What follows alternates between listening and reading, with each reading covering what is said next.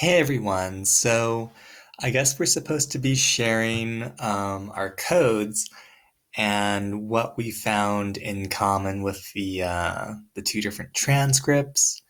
And I guess, well, I'll just get to it. This is sort of weird, like I'm not used to talking to my computer. So there were three codes that I found most commonly between the two different transcripts. I termed them negative regard, excuse to terminate, and telltale signs. So I guess I'll start by defining the codes for you. So negative regard could have to do with anything that the person being interviewed found negative about the company, but it could also have to do with anything that the organization or an individual within that organization could have regarded as negative. And here we see that under these codes of negative regard, it's the participant speaking about their coworkers or the people that were above them. So, for example, he was a terrible day-to-day manager. I viewed him as very sexist people, borderline predatory. Like these are concepts that the participant had of people within their organization. And then let's see. Another few other examples would be just I'm just here negative regards, so just it becomes a lot of backdoor deals that you have to clean up. The next one, excuse to terminate, that means that the organization is looking for reasons or trying to rack up basically a bad record for the people who are potentially on the chopping block. That is, the organization is looking for a reason to let this person go, to fire them.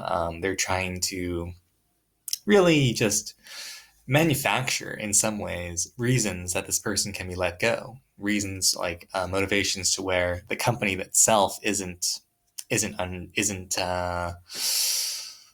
mm, it's like they're not the ones to blame. It's all the individual. Like they have this bad record. I think in like the case of participant number one, it was an error with their charge account.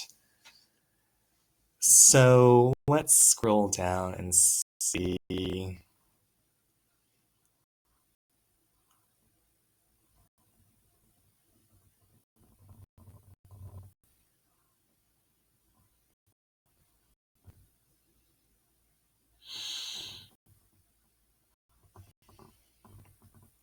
All right, here's some of my codes for the 17-page transcript. So it was excuse to terminate. I truly realized they were trying to get rid of me. I think they kind of entrapped me.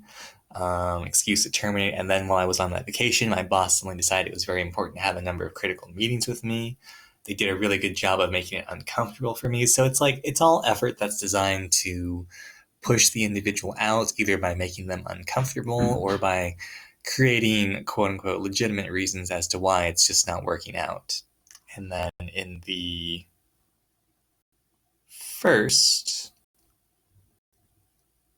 transcript that I could, which was participant one, an example of excuse to terminate. I've been very vocal about their critique of our work, saying that they were not detailed enough, we weren't providing good enough quality. Here's your formal verbal warning. Here's your formal written warning. Now we're doing you on a development plan. So the excuse to terminate, I think, really shows the progress of the organization in terms of how they first start to think that it's not working out between them and the individual in question, and then the steps they take to make that happen, to make that a reality. Oh, I misspoke earlier. It was the fired for typos, like, wow, yeah. So that was, whoa, yeah, there we go.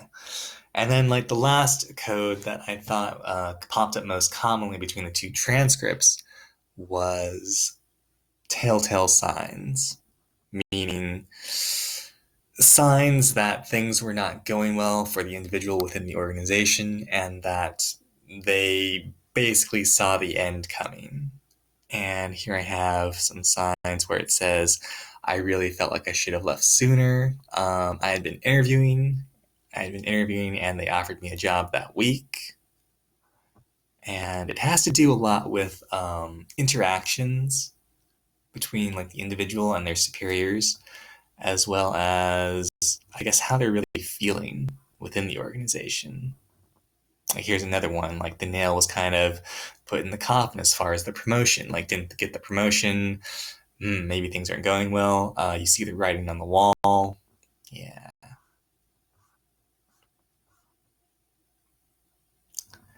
And then when we go down to participant two, down here, telltale signs, but I can just kind of tell it was writing on the wall. I was interviewing for other jobs about the 6 of the last 8 months I was there. So it wasn't completely a surprise that they didn't just, this firing just didn't happen out of the blue. I think for the individual, the organization telegraphed it to them through their first like excuse to terminate kind of actions, but then this also manifested in like the telltale signs. So, hmm. Well, I guess like similarities that I noted between the two stories was that there were legitimate structural problems that the individual had to deal with. That is, people within the organization that they just didn't get along with very well. But then one of the major differences I saw was that in participant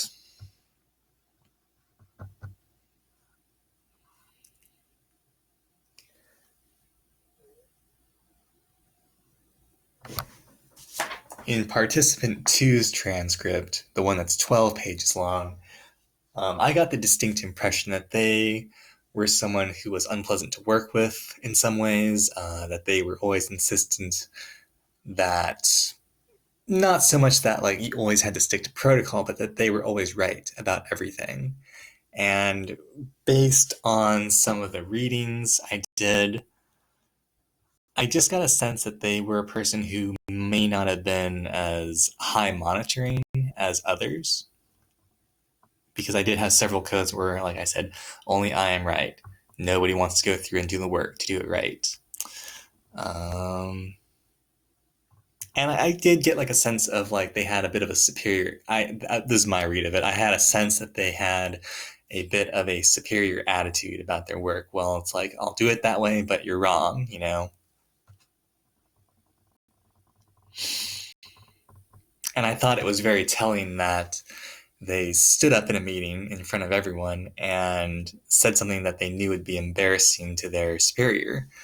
Now it's like I don't know what kind of environmental culture or like organizational culture that that company was trying to foster, but in a more perhaps traditional or in a setting where it's not encouraged to like sharpshoot people like that, it seems like a foolish thing to do. So I don't really understand why they did that. I think it's evidence that they were perhaps not the most likable or not the easiest people to get along with.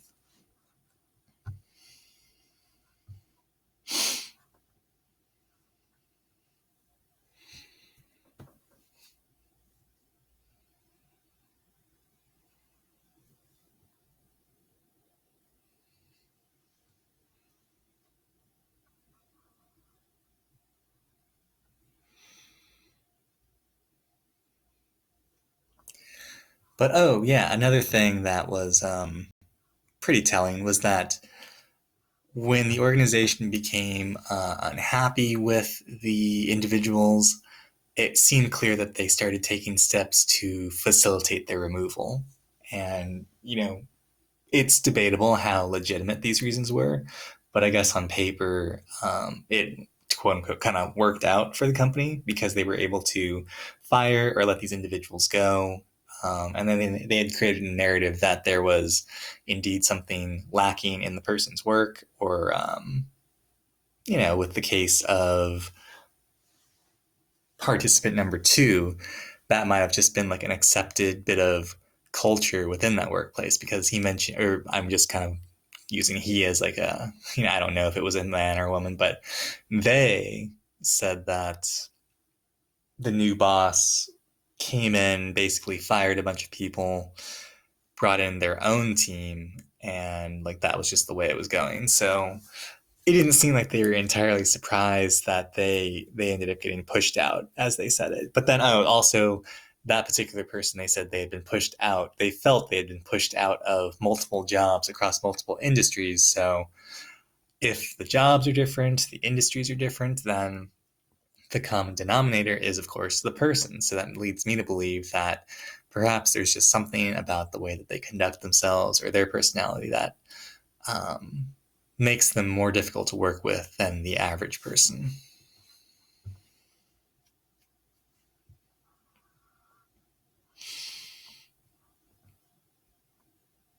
Well, we discussed the common codes, we discussed some similarities and major differences between the stories. Um, I think that's it. So thanks for listening.